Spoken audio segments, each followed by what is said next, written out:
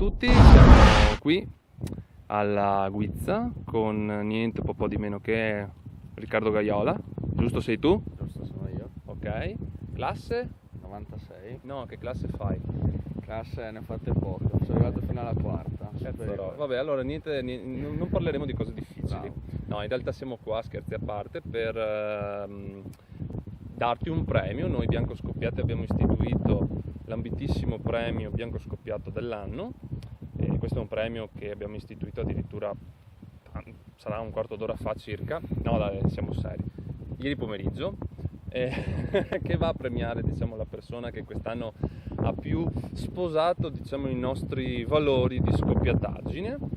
E tu appunto l'hai vinto quest'anno dopo una durissima selezione, perché in finale ricordiamo che c'erano tra le varie, allora, alcune foto in costume di Sbraga, poi c'era Dettori con il suo costume da E-Man alla festa di Carnevale, poi ci sarebbe stato il buon Facchin, portiere del Venezia, per il coro sulla mamma.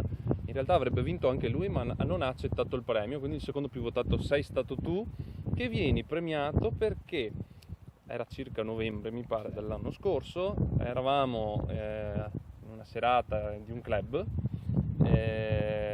si fanno le solite domandine di rito, ciao, babba, di qualcosa, ah ma tu sei anche padovano, quindi sei di Padova, sai il dialetto, e tu cosa hai detto? No, il dialetto non lo so più. Il dialetto non lo so più, al che una voce dalle retrovie, chissà di chi tra l'altro, pensando di fare una battuta che poi tu avessi capito, cioè ma puoi dire anche una parolaccia, in realtà tu l'hai preso veramente, l'hai presa seriamente e te ne sei uscito con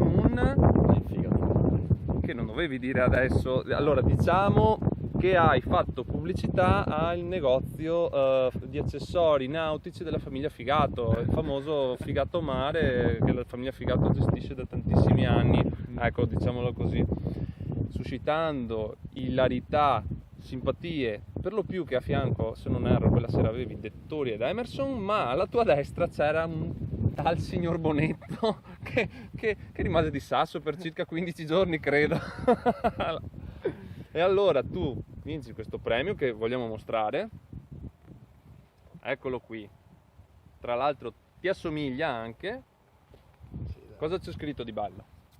Allora, padovani bianco scudati, bianco scoppiati, seri sobri, clinicamente testati. Premio Bianco Scoppiato dell'anno 2017 a Riccardo Gaiola per aver dimostrato in più occasioni di aver sposato la nostra filosofia, ma aver dimenticato il dialetto veneto, tranne le parolacce. Bravissimo, hai letto senza errori di ortografia, quindi a maggior ragione meriti il premio. Ero preparata però, ero già 2 o 3 volte che la leggevo. Che leggevi il testo, cazzo, questo va nelle parti tagliate però, perché non dobbiamo dirlo. Bene Rick, sei stato gentilissimo, noi Bianco Scoppiati ti salutiamo. Vogliamo dire qualcosa ai tifosi del Padova, qualcosa di serio, mi raccomando, cose ben... Devo ringraziare i tifosi per come ci hanno sostenuto quest'anno e soprattutto i Bianco Scoppiati per l'affetto e le risate che mi ha fatto vivere in quest'anno.